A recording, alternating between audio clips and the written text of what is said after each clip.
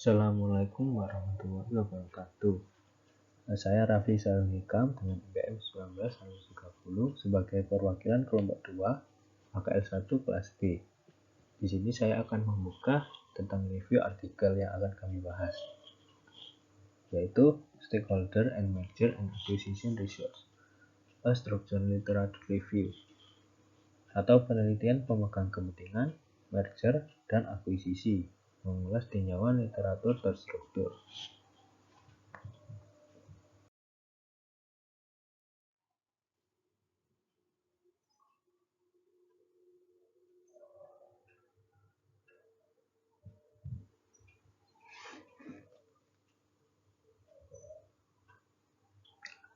Sebelum membahas artikel, kami akan memperkenalkan terlebih dahulu.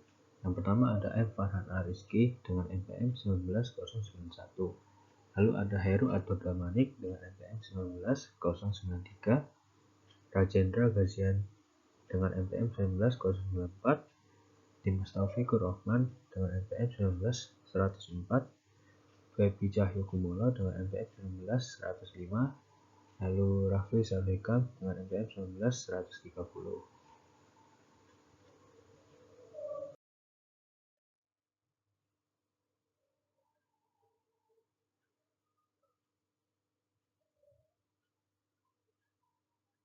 Untuk poin-poin yang akan kami bahas adalah yang pertama, identitas jurnal dan abstrak. Lalu yang kedua, pengantar atau pendahuluan. Yang ketiga, metode penelitian.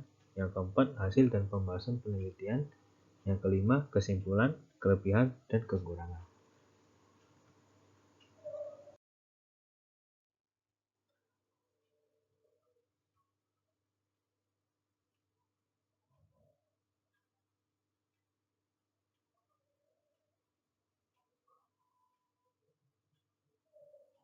Yang pertama adalah identitas jurnal. Judul dari jurnalnya itu adalah Stakeholder and Merger and Acquisition Research, a Structured Literature Review, atau penelitian pemangku kepentingan, merger, dan akuisisi tinjauan literatur terstruktur. Lalu, jurnal ini termasuk jurnal internasional, Journal Accounting and Finance of Australia and New Zealand. Lalu volume dan halamannya adalah volume 1 dan terdapat 30 halaman. Lalu tahun perilisannya adalah pada tahun 2020. Ditulis oleh Simon Segel, James Goodrich, dan Johannes Dumay.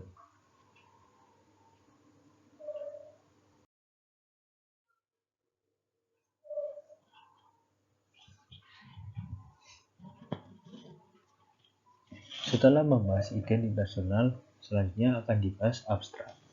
Artikel ini membahas literatur yang menjelaskan tentang hubungan pemegang kepentingan, merger, dan akuisisi yang bertujuan untuk mengembangkan wawasan tentang bagaimana penelitian tersebut berkembang, sehingga pembaca dapat mengkritik penelitian dan menguraikan peluang penelitian pada masa depan, tidak terkecuali dalam akuntansi dan keuangan. Metode yang dilakukan adalah dengan menggunakan pendekatan tinjauan pustaka terstruktur, sehingga dapat ditemukan penelitian ini berkembang dalam menyelidiki beragam pemegang kepentingan dan dalam pendekatan analitik, metode penelitian, dan disiplin ilmu. Literatur didominasi oleh analisis yang utama untuk mempertimbangkan efek merger dan akuisisi terhadap pemegang kepentingan, menghindari kegagalan dalam menyelidiki hubungan antar intra pemangku kepentingan, dan dapat memunculkan jaringan hubungan yang kompleks antara proses merger dan akuisisi dan pemegang kepentingan. Selanjutnya akan dijelaskan oleh teman saya. Yang selanjutnya yaitu pengantar. Dalam penelitian ini, para peneliti menggunakan dua perspektif keuntungan dalam mengamati dan menganalisa adanya hubungan antara pemangku kepentingan dengan merger dan akuisisi atau M&A, bagaimana penelitian pemangku kepentingan bank yang diambil dari sumber Freeman pada 1900, peluang penelitian debat, dan perspektif M&A yang penelitian empiris yang dijalankan oleh Martin pada 1900. Hasil penelitian ini juga nantinya akan membantu dalam perspektif pemangku kepentingan dijelaskan bahwa dalam subjek terdapat berbagai macam hal yang mendorong pentingnya minat terhadap pendekatan yang mempengaruhi dengan signifikansinya terhadap manajerial perusahaan. Adanya kesadaran dalam perspektif M&A dijelaskan bahwa kepentingan M&A sendiri memiliki pengaruh yang cukup signifikan terhadap pemangku kepentingan dalam berbagai karakteristik global. Kemudian yang kedua, literatur tradisional di mana hasilnya dapat bervariasi atau yang biasa disebut SLR.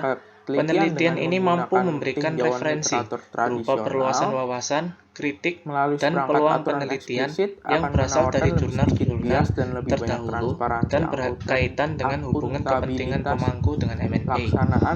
Hasil yang didapat adalah berkembangnya penerapan literatur pemangku kepentingan untuk penelitian lanjutan, penelitian analitik, metode penelitian, dan disiplin ilmu yang sesuai.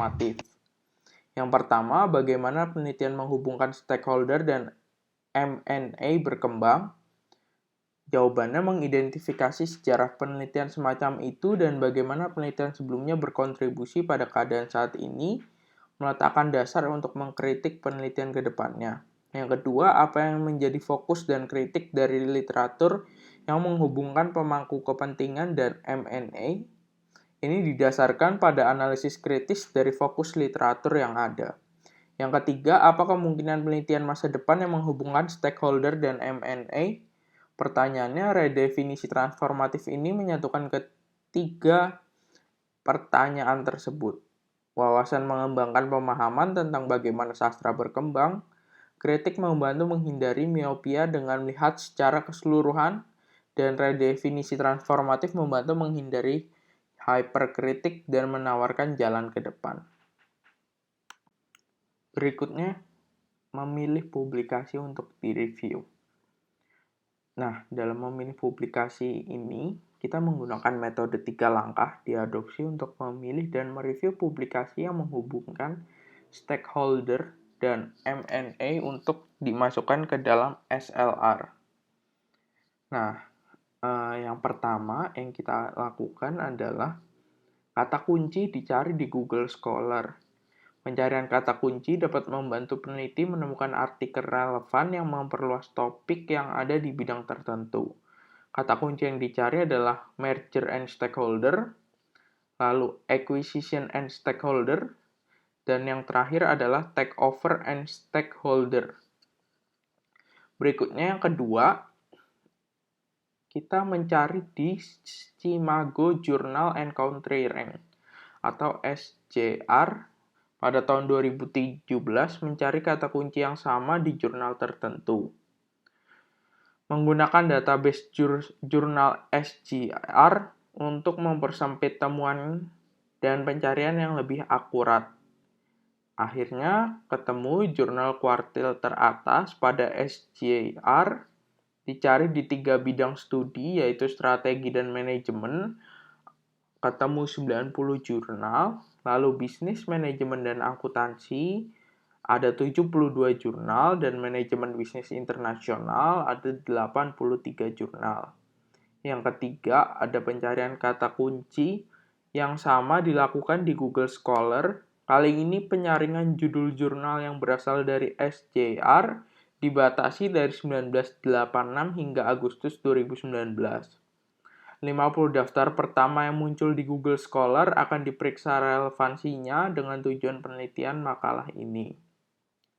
Dari 3 langkah yang sudah dilakukan, total 75 publikasi diidentifikasi untuk digunakan dalam SLR. 75 publikasi ini akan membentuk sampel yang digunakan untuk menyortir data dan memenuhi tujuan tinjauan pustaka yang memastikan bahwa analisis tersebut menggabungkan literatur ilmiah untuk mengembangkan wawasan refleksi kritis, jalur penelitian masa depan, dan pertanyaan penelitian. Berikutnya mengurutkan data. Setelah 75 publikasi SLR diidentifikasi, kita urutkan publikasi tersebut berdasarkan tahunnya, yaitu dari 1986 sampai 2019. Lalu hasilnya ada pada diagram berikut ini yang bisa dilihat. Lalu berikutnya ada tabel 1. Tabel 1 ini sudah diberi 4 kategori dan diberikan kode untuk menjawab 2 pertanyaan penelitian pertama. Nah, untuk SLR yang menghubungkan stakeholder dan M&A, penting untuk mengidentifikasi stakeholder yang ditulis dalam proses M&A. Hal tersebut ditunjukkan dalam kategori A dari tabel 1.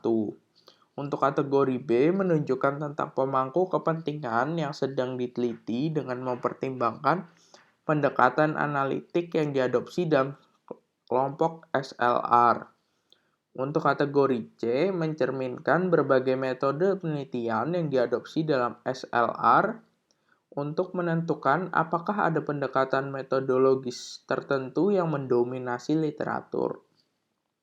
Untuk kategori D, menyoroti disiplin akademis utama yang menghubungkan stakeholder dan penelitian M&A untuk menentukan apakah ada disiplin tertentu yang mendominasi literatur.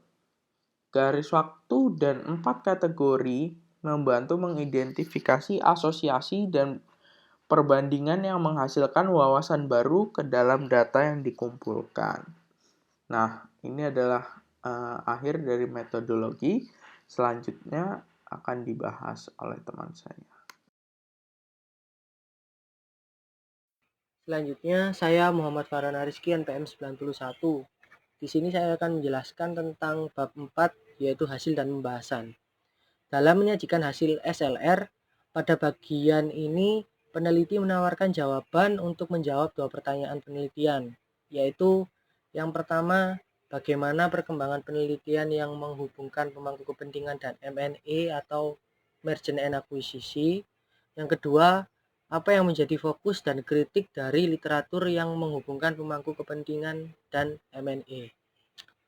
Pada gambar 1 disajikan garis waktu, yang dimana garis waktu itu mencerminkan hasil penelitian dan mengidentifikasi tren dalam penelitian yang menghubungkan pemangku kepentingan dan M&A. Para pemangku kepentingan yang ditulis dalam penelitian tersebut kemudian diidentifikasi sebelum memeriksa apa yang menjadi fokus pemangku kepentingan yang diteliti dengan mempertimbangkan pendekatan analitik yang diadopsi dalam kelompok SLR.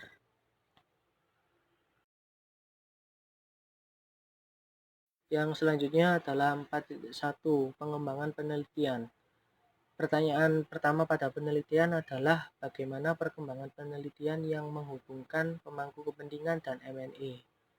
Nah, perkembangan penelitian tersebut itu ditunjukkan oleh garis waktu pada gambar pertama ya, yaitu dari tahun 1986 hingga Agustus 2019, yang mencerminkan hasil penelitian selama suatu periode, apakah itu tumbuh, berkurang, atau sebagian besar statis.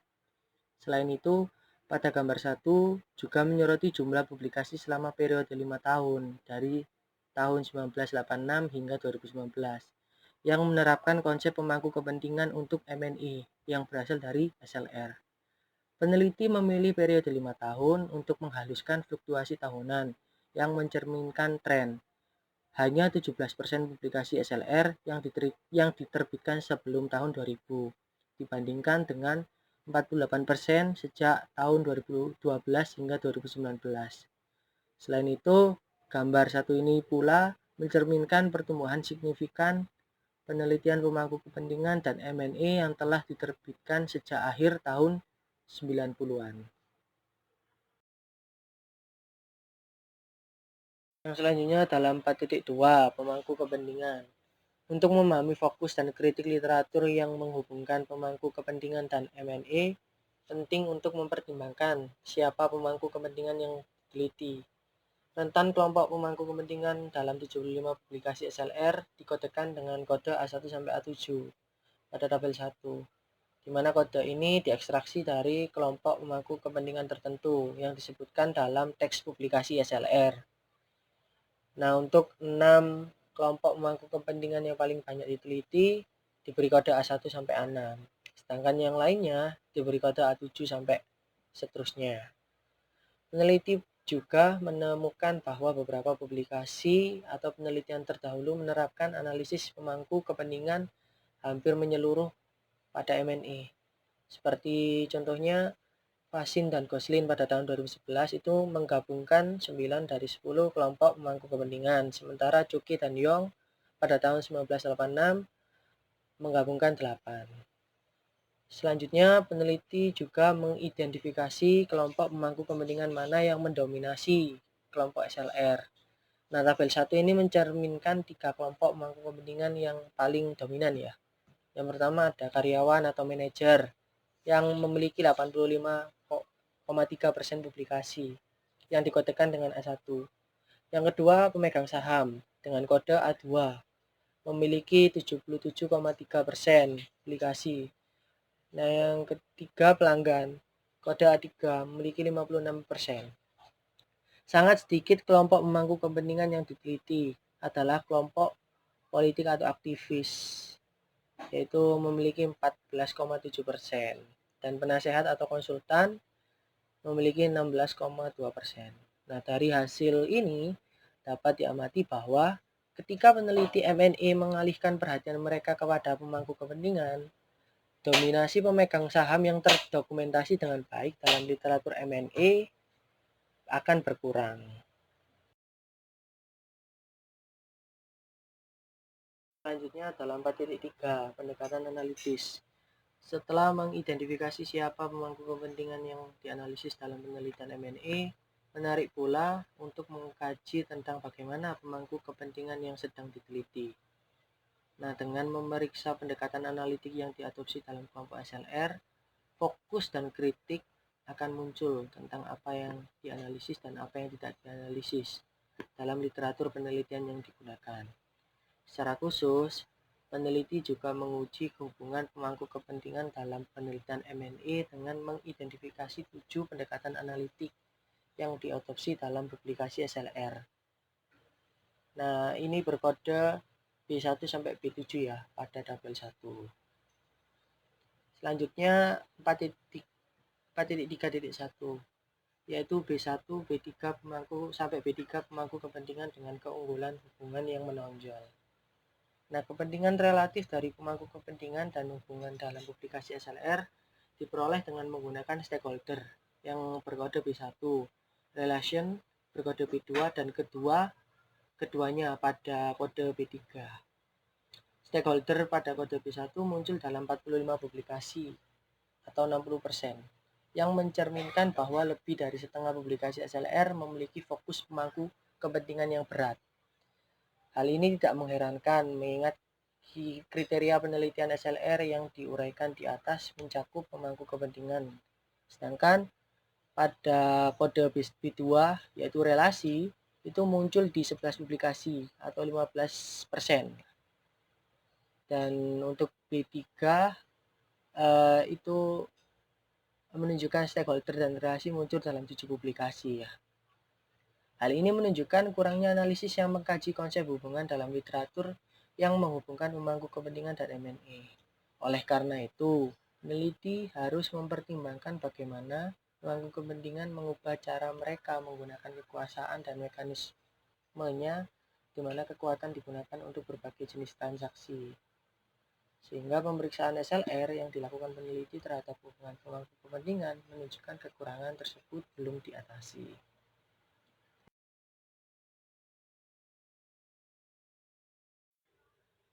Yang selanjutnya kode 4.3.2 aplikasi hermeneutika.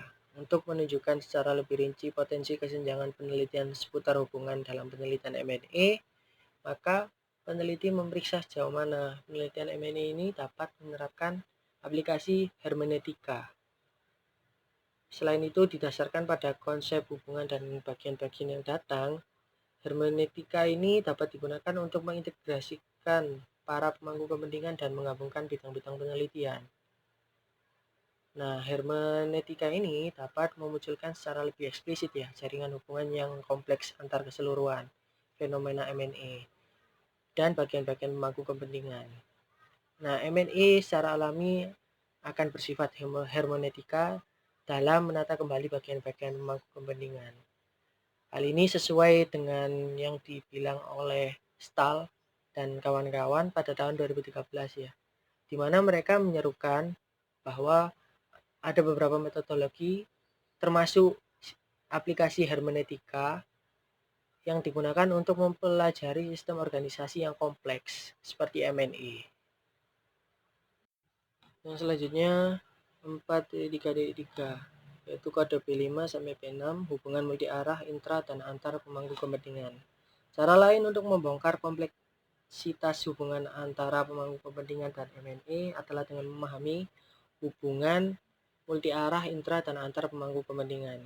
Tujuannya untuk memeriksa sejauh mana literatur membahas aspek multi arah dalam kode B5 antar pemangku kepentingan kode B6 dan intra pemangku kepentingan kode B7 dari hubungan pemangku kepentingan pada penelitian ini.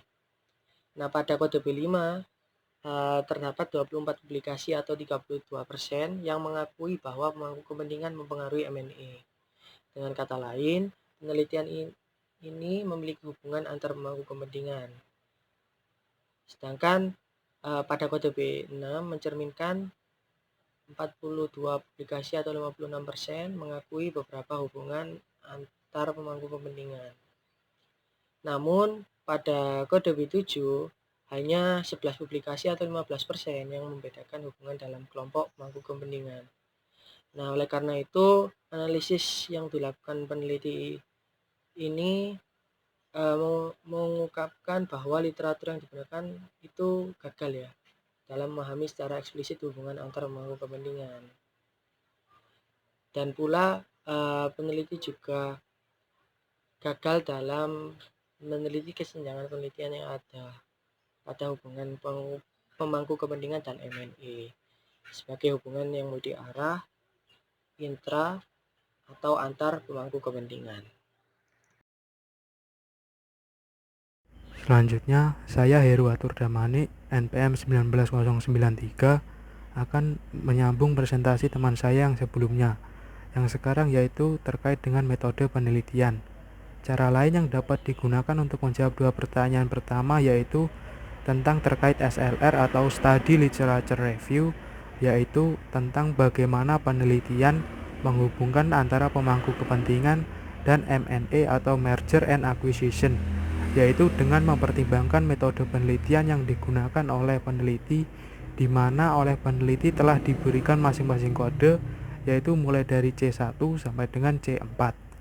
Dalam penggunaan metode ini telah berdasarkan pada penelitian dilakukan oleh Gutierrez tahun 2012, yang mana C1 melambangkan studi kasus, C2 melambangkan komentar dan sudut pandang, C3 penelitian empiris studi non-kasus, survei atau wawancara, kemudian yang C4 yaitu tentang tinjauan pustaka. Yang selanjutnya adalah membahas tentang metode penelitian yang dilakukan oleh Gutierrez, yang mana telah dikelompokkan metode penelitian tersebut yang diurutkan dari C1 sampai dengan C4. Yang pertama yaitu C1 atau studi kasus.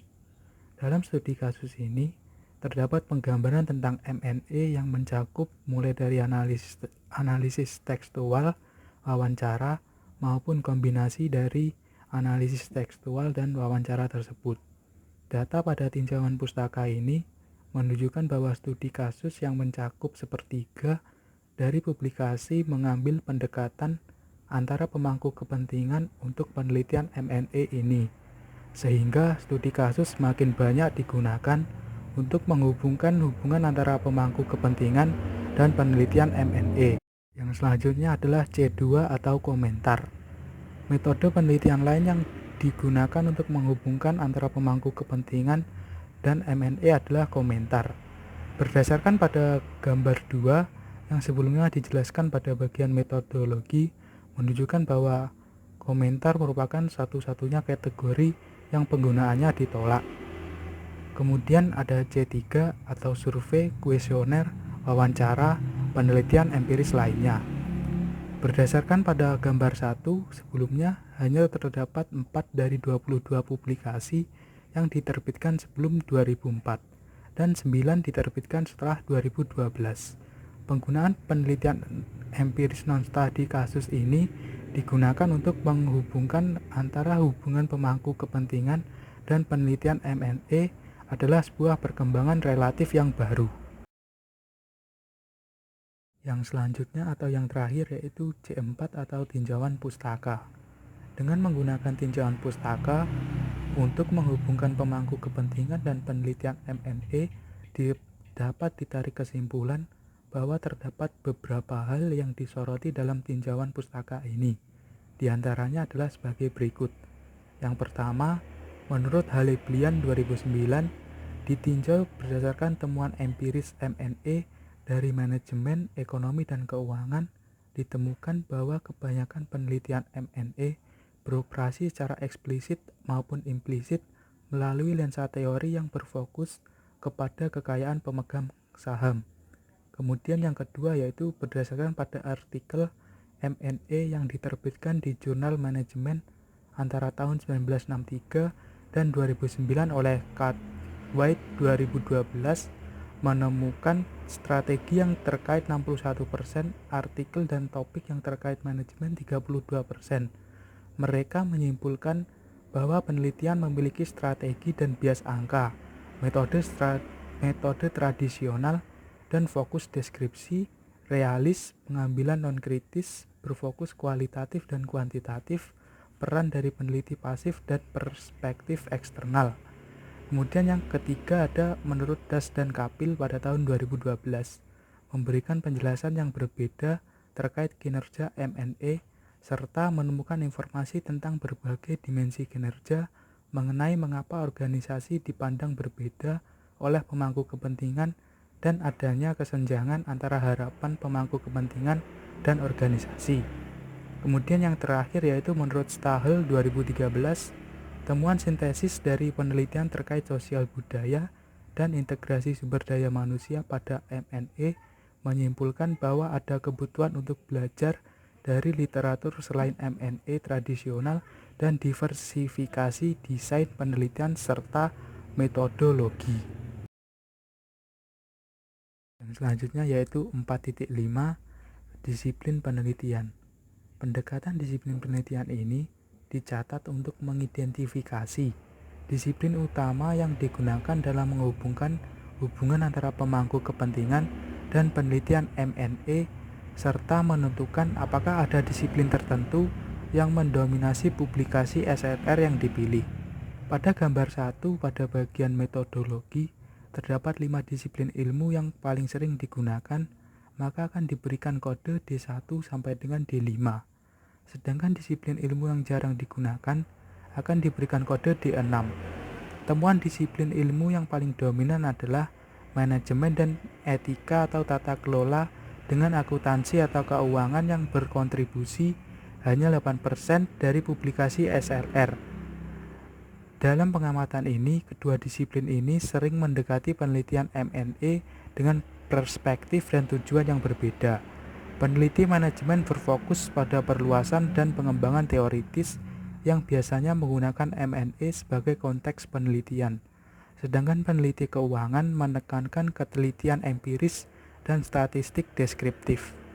Mengamati hubungan antara pemangku kepentingan dan literatur M&A menggunakan pendekatan disiplin ini adalah mungkin untuk melacak kemajuan dalam penelitian tersebut selama 3 dekade terakhir.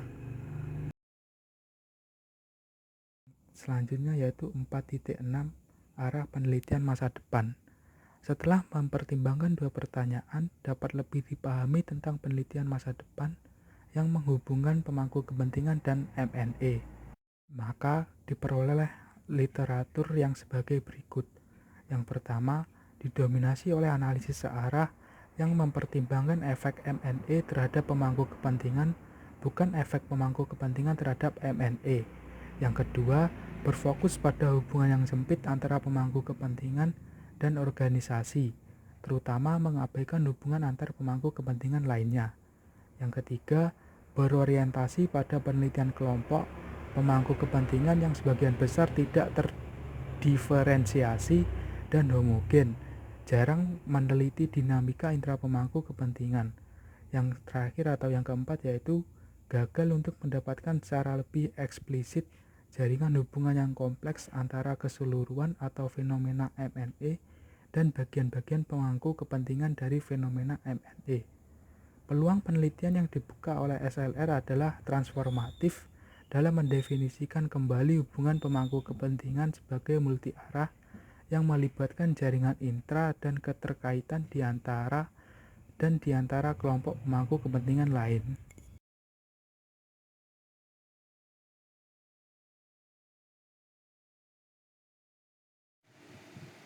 Selanjutnya yaitu kesimpulan dalam penelitian. Dengan adanya tinjauan pustaka terstruktur, konsep penelitian telah berkembang pesat pada penerapan kerangka kerja pemangku kepentingan dalam penelitian merger dan akuisisi atau M&A. Perkembangan konsep tersebut mempengaruhi beberapa aspek, seperti penggunaan pendekatan analitik, metode penelitian, dan disiplin penelitian. Tinjauan pustaka terstruktur telah mengembangkan wawasan, pola berpikir kritis, dan jalur penelitian masa depan. Wawasan tentang bagaimana konsep pemangku kepentingan dapat digunakan untuk memperkaya pemahaman tentang implikasi sosial, politik, dan ekonomi yang lebih luas dari merger dan akuisisi, memungkinkan peneliti dan praktisi untuk mengantisipasi dan meningkatkan hasil M&A untuk semua pemangku kepentingan.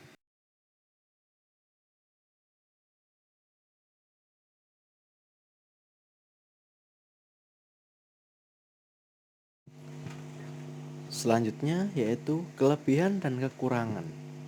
Kelebihan pada artikel ini yang pertama yaitu memaparkan secara jelas, informatif, dan lengkap mulai dari abstrak hingga latar belakang permasalahan, membahas tentang hubungan antara pemangku kepentingan dengan merger akuisisi atau M&A dalam pengembangan wawasan penelitian. Kelebihan yang kedua yaitu penulisan artikel telah disajikan secara teratur dan sesuai dengan kaidah penulisan artikel. Kelebihan yang ketiga, penjelasannya mudah dipahami serta menyajikan gambar maupun tabel pendukung. Keempat, dalam penulisannya, penulis selalu menyertakan sumber referensi dalam menyatakan suatu opini dan juga disertakan daftar pustaka secara keseluruhan. Kekurangan dari artikel ini yaitu peneliti tidak memberikan saran mengenai bagaimana hal selanjutnya yang perlu dilakukan setelah adanya penelitian ini, baik kepada masyarakat, peneliti selanjutnya, maupun pihak-pihak yang berkaitan.